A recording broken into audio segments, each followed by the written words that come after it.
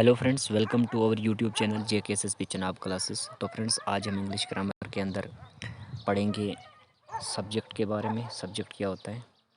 फिर हम पढ़ेंगे प्रेडिकेट के बारे में, और हम पढ़ेंगे फ्रेज़ के बारे में, और पढ़ेंगे क्लॉज के बारे में। तो आज तक हमने क्या क्या पढ़ लिया। हमने इंग्लिश अल्फ़ाबेट के बारे में पढ़ा, लेटर के बारे में पढ़ा, वर्ड के बारे में पढ़ा, और सेंटेंस के बारे में पढ़ा। तो आज हम बात करने वाले हैं कि हमने पढ़ा था कि जो सेंटेंस होता है उसके अंदर एक तो सब्जेक्ट होता है और वर्ब होता है। क्या होता है सब्जेक्ट और वर्ब, यानी एक सेंटेंस के अंदर हमेशा सब्जेक्ट और वर्ब का एग्रीमेंट होता है। तो आज वही हम बात करने वाले हैं कि सब्जेक्ट होता क्या है, और उसके साथ हम पढ़ेंगे कि प्रेडिकेट क्या होता है। यानी एक सेंटेंस में एक सब्जेक्ट और प्रेडिकेट होता है, तो वही हम जानेंगे कि सब्जेक्ट और प्रेडिकेट है क्या। तो हम इनके बारे में करते हैं आगे डिस्कस। तो क्या होता है सब्जेक्ट?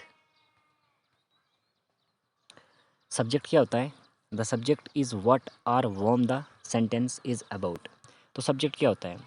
जिसके बारे में the subject is what or whom the sentence is about.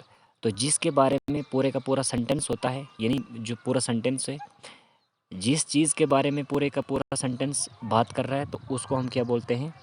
Subject बोलते हैं। यानी जिस सेंटेंस में जिस चीज़ के ऊपर पूरी बात हो रही है, उससे हम क्या बोलते हैं? सब्जेक्ट बोलते हैं। जैसे कुछ एग्जांपल्स हमने नीचे लिए हैं। Radha dances well. Radha dances well.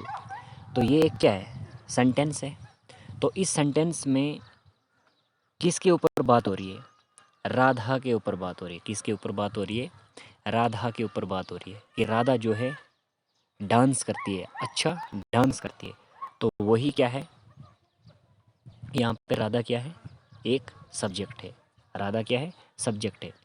She is writing a letter. She is writing a letter. तो ये क्या है? सेंटेंस है। तो इस सेंटेंस के अंदर किसके बारे में बात हो रही है? शी के बारे में बात हो रही है कि वो क्या कर रही है? लेटर लिख रही है।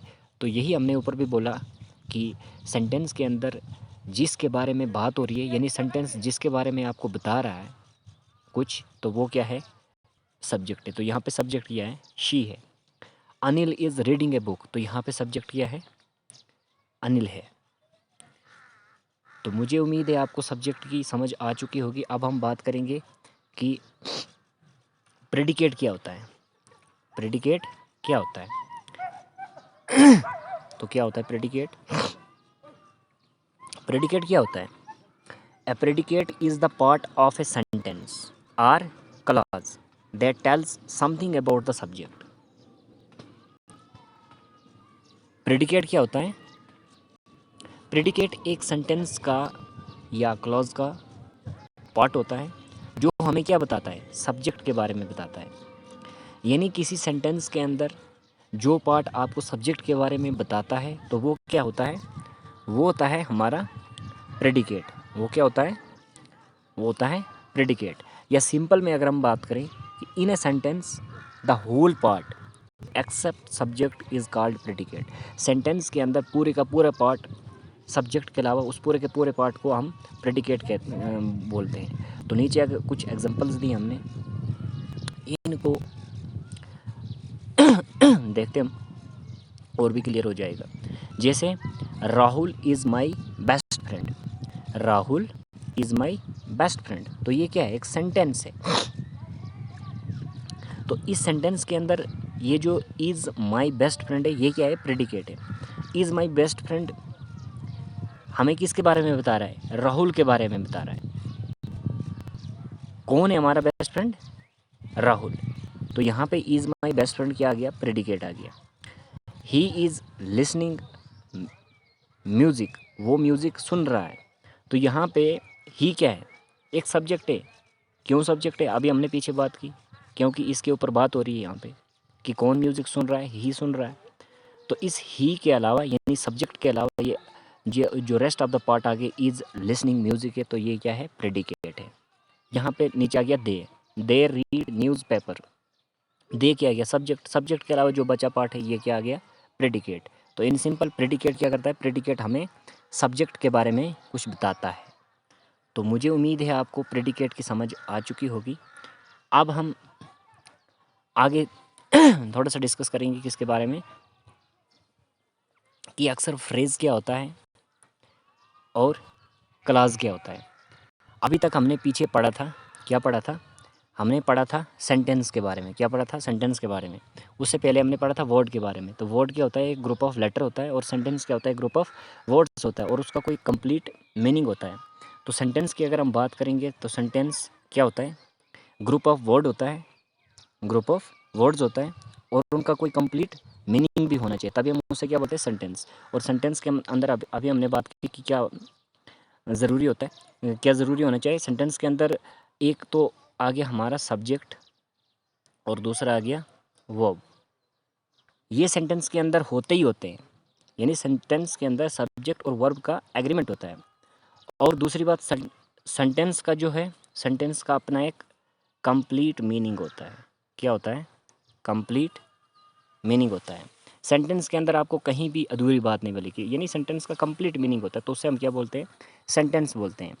अब जो हमारा जो नेक्स्ट आगे एक टॉपिक आता है, क्या आता है, फ्रेज़ आता है। तो ध्यान से समझना, हो सकता है आपको कहीं कन्फ्यूज़न हो जाएगी कि फ्रेज़ क्या है, सेंटेंस क्या है और क्लॉज क्या है। तो फ्रेज़ क्या होता है, फ्रेज़ भी ग्रुप ऑफ वर्ड होता है, फ्रेज़ भी ग्रुप ऑफ वर्ड होता है।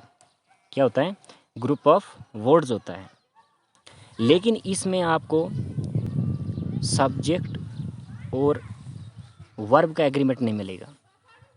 फ्रेज़ के अंदर आपको सब्जेक्ट और वर्ब का एग्रीमेंट नहीं मिलेगा। हो सकता है आपको फ्रेज़ के अंदर वर्ब मिल जाए, अगर वर्ब मिल जाए तो आपको सब्जेक्ट नहीं मिलेगा, अगर सब्जेक्ट है तो आपको वर्ब नहीं मिलेगा। तो कहीं ना, या तो कहीं पे आपको ये दोनों नहीं मिलेंगे। कौन से, सब्जेक्ट और वर्ब दोनों नहीं मिलेंगे, तो उसे हम क्या बोलेंगे, फ्रेज़ बोलते हैं। तो अभी इसके बारे में बात करते हैं कि क्या होता है फ्रेज़, क्या होता है। तो क्या होता है फ्रेज़, तो हमने क्या लिखा है यहाँ पे, फ्रेज़ क्या होता है, a group of words which has no combination of subject and verb and which gives no complete sense is called phrase. तो फ्रेज़ क्या होता है, ये भी एक ग्रुप ऑफ वर्ड्स होता है, इसके अंदर आपको सब्जेक्ट और वर्ब का कॉम्बिनेशन नहीं मिलता है, और दूसरी बात, फ्रेज़ का कोई कंप्लीट सेंस भी नहीं होता है। तो ऐसा ग्रुप ऑफ वर्ड्स जिनमें ना कोई सब्जेक्ट और वर्ब का एग्रीमेंट हो, और ना उनका कोई कंप्लीट मीनिंग हो, यानी कंप्लीट सेंस हो, तो उसे हम क्या बोलते हैं, फ्रेज़ बोलते हैं। जैसे हमने कुछ एग्जांपल्स लिए हैं, my brother's friend is going to Delhi, my brother's friend. तो ये जो माई ब्रदर्स फ्रेंड है, तो ये क्या है, ये एक फ्रेज़ है, is going to Delhi, my brother's friend.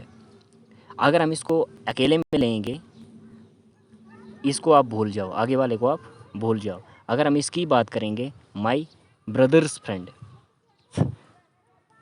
तो मेरे भाई का दोस्त, तो आपको लग रहा है कहीं ना कहीं कि इसके बारे में मैं कुछ और बोलने वाला हूँ। तो क्या इसका कोई कंप्लीट सेंस है, कंप्लीट मीनिंग है, नहीं है। तो ये क्या है, फ्रेज़ है। तो क्या आपको यहाँ पे कोई सब्जेक्ट वर्ब का एग्रीमेंट मिल रहा है, यहाँ पे आपको कहीं वर्ब मिल रहा है, नहीं मिल रहा है। तो यही क्या कहलाएगा, फ्रेज़ कहलाएगा। जैसे दूसरे example, Danny was playing video games.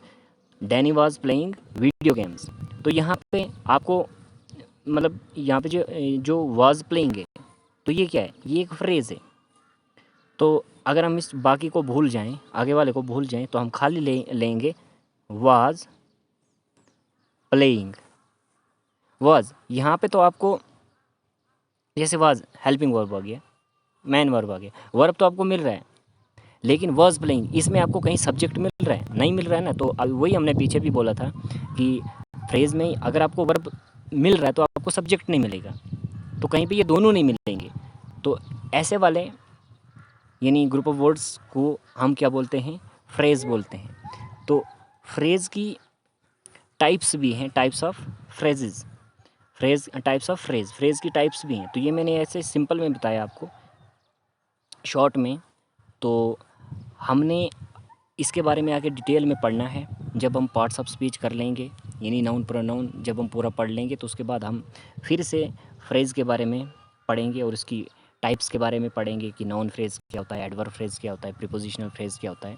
तो तब तक के लिए आप ये इन शॉर्ट में याद रखना थोड़ा थोड़ा, इसकी डेफिनेशन क्या होती है, फ्रेज़ क्या होता है, तब हमने डिटेल में पढ़ना है। अभी हमने इसके बारे में इसीलिए डिटेल में नहीं बताया क्योंकि पहले हम जब पार्ट्स ऑफ स्पीच के बारे में जान लेंगे कि नाउन क्या होता है, प्रोनाउन क्या होता है, एडजेक्टिव क्या होता है, तभी तो हमें पता चलेगा कि एडजेक्टिव फ्रेज़ क्या होता है। तो तब हम इसके बारे में डिटेल में पढ़ेंगे। इस वक्त मैंने आपको ऐसे शॉर्ट में बताया है। ये उन स्टूडेंट्स को ध्यान में रखकर मैंने बताया कि जिनको बिल्कुल ग्रामर के बारे में पता नहीं है कि ग्रामर क्या होता है। तो हम बिल्कुल बेसिक से चल रहे हैं। आप ये मत समझना कि हमने इसके बारे में आपको बिल्कुल बताया नहीं कि माई ब्रदर्स फ्रेंड ये कौन सा फ्रेज हो गया, इतना शॉर्ट में बताया। तो हम इसके बारे में डिटेल में पढ़ने वाले हैं आगे। पहले हम पार्ट्स ऑफ स्पीच डिटेल में कवर करेंगे, उसके बाद हम फ्रेज़ के बारे में भी पढ़ेंगे डिटेल में और क्लॉज के बारे में भी पढ़ेंगे। तो तब तक के लिए आप थोड़ा थोड़ा आप याद रखना। तो अब जो हमारा नेक्स्ट टॉपिक है वो है क्लाज, कि क्लाज क्या होता है। क्लाज क्या होता है, ये भी एक ग्रुप ऑफ वर्ड्स होता है। क्या होता है क्लाज?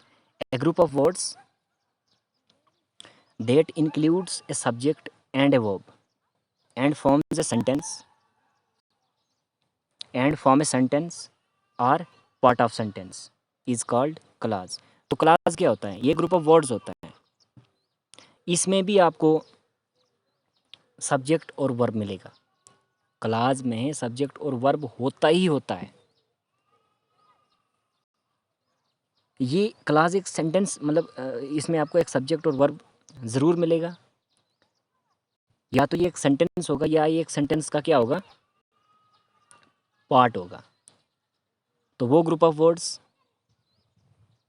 जिसमें आपको सब्जेक्ट और वर्ब मिलेंगे और वो एक सेंटेंस बनाए या वो एक सेंटेंस का पार्ट बनाए, उसे हम क्या बोलेंगे, क्लाज बोलेंगे।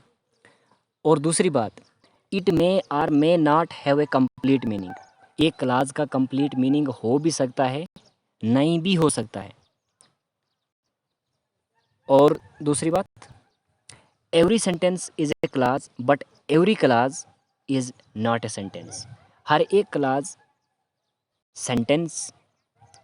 हर एक सेंटेंस क्लाज होता है, लेकिन हर एक क्लाज सेंटेंस नहीं हो सकता है। अभी आपको नीचे हम मतलब क्लियर करेंगे थोड़ा बहुत, जितना हमने शॉर्ट में बताया है। अब इसके बारे में भी हम लास्ट पे मतलब जो पार्ट्स ऑफ स्पीच कवर करेंगे तो हम डिटेल में हम इसके बारे में पढ़ने वाले हैं। लेकिन तब तक के लिए आप कोशिश करना थोड़ा बहुत याद रखने की। और उसके बाद जो क्लाज है इसकी टाइप्स कितनी हैं? क्लाज जो है वो दो किस्म का होता है। एक होता है मैन क्लाज और एक होता है सबॉर्डिनेट क्लाज। मैन यानी इंडिपेंडेंट क्लाज और डिपेंडेंट क्लाज। तो अभी हमने ऊपर जो ये डेफिनेशन पढ़ी, हो सकता है आपको बिल्कुल भी समझ में नहीं आया होगा कि जो सेंटेंस है उसमें भी ग्रुप ऑफ वर्ड्स होता है, क्लाज है उसमें भी अभी हमने बोला ग्रुप ऑफ वर्ड होगा, ग्रुप ऑफ वर्ड है। तो फिर अक्सर फ़र्क क्या है इनमें? तो फ़र्क इतना है कि क्लास भी ग्रुप ऑफ वर्ड होता है और सेंटेंस भी ग्रुप ऑफ वर्ड्स होता है, लेकिन सेंटेंस का अपना कंप्लीट मीनिंग होता है। और क्लास जो है, क्लास का कंप्लीट मीनिंग हो भी सकता है, नहीं भी हो सकता है। जैसे तभी तो क्लास की दो टाइप्स हैं, एक है इंडिपेंडेंट क्लास और एक है डिपेंडेंट क्लास। इंडिपेंडेंट क्लास क्या होता है कि जिसका अपना कंप्लीट मीनिंग होता है, और ये जो इंडिपेंडेंट क्लास होता है यही इसको हम सेंटेंस भी बोल सकते हैं, हम इसको सेंटेंस भी बोल सकते हैं। और जो डिपेंडेंट क्लास है इसका अपना कंप्लीट मीनिंग नहीं होता है, इसको हम सबॉर्डिनेट क्लास भी बोलते हैं। और इसको हम इंडिपेंडेंट क्लास को हम सेंटेंस नहीं बोल सकते हैं। क्यों? क्योंकि इसका अधूरा मतलब होता है। इसका मीनिंग कौन कम पूरा करता है? इंडिपेंडेंट क्लास पूरा करता है। तो जैसे हमने एक एग्जांपल ली है, I will call you when I reach home. मैं आपको कॉल करूँगा जब मैं घर पहुँचूँगा। आई विल कॉल यू, मैं आपको कॉल करूँगा। तो क्या आपको इसमें कोई इनकम्प्लीट मिल रहा है? कुछ इनकम्प्लीट मिल रहा है? मैं आपको कॉल करूँगा, भाई अपना कंप्लीट मीनिंग दे रहा है। तो ये क्या है? इंडिपेंडेंट क्लास है। अगर हम पीछे वाले को छोड़ दो, आगे वाले खाली इसको देखो। व्हेन आई रीच होम, जब मैं घर पहुंचूंगा। जब मैं घर पहुंचूंगा तो क्या? जब मैं घर पहुंचूंगा तो क्या क्या पहुंचोगे? इसका मतलब यहाँ इसका इनकम्प्लीट मीनिंग है। यानी इसमें आपको ये लग रहा है कि हम इसमें कुछ और बोलने वाले हैं कि जब मैं घर पहुंचूंगा तो क्या करूँगा। तो इसीलिए हम इससे क्या बोलते हैं? डिपेंडेंट क्लास बोलते हैं या सुबॉर्डिनेट क्लास बोलते हैं। इसका अपना कंप्लीट मीनिंग नहीं होता है। तो इसको हम सेंटेंस बोल सकते हैं, इसको हम सेंटेंस नहीं बोलेंगे। तो यही क्लास और सेंटेंस में फ़र्क है। यानी और एक सेंटेंस के अंदर बहुत सारे क्लास हो सकते हैं, 2 भी हो सकते हैं, 3 भी हो सकते हैं। तो ये जो क्लास है इसके बारे में मैंने आपको अभी तो शॉर्ट ही बताया। आप थोड़ा बहुत जितना हो सके याद रखना, ना भी याद रहे तो कोई चक्कर नहीं। इससे भी हम पूरा डिटेल में पढ़ेंगे जब हम पार्ट्स ऑफ स्पीच कवर कर लेंगे। तो उसके बाद हम इस क्लास के बारे में भी डिटेल से पढ़ने वाले हैं, ताकि हमने वहाँ पे रिलेटिव प्रोनाउंस पढ़ने हैं। मतलब जब पूरा पार्ट्स ऑफ स्पीच हम कवर कर लेंगे तो इसके बारे में हम डिटेल से पढ़ेंगे। इसकी भी टाइप्स हैं, जैसे सुबॉर्डिनेट क्लास है, इसकी भी टाइप्स आती है आगे, जैसे नाउन क्लास आता है, एडवर्ब क्लास आता है। तो क्लास को भी हम डिटेल में पढ़ने वाले। अभी तो हमने इसके बारे में आपको थोड़ा सा एक ओवरव्यू दिया है कि डेफिनेशन क्लास होता क्या है और क्लास और सेंटेंस में फ़र्क क्या है। तो आई होप आपको ये वीडियो अच्छी लगी होगी। तो मिलते हैं हम दूसरी वीडियो में। So thanks.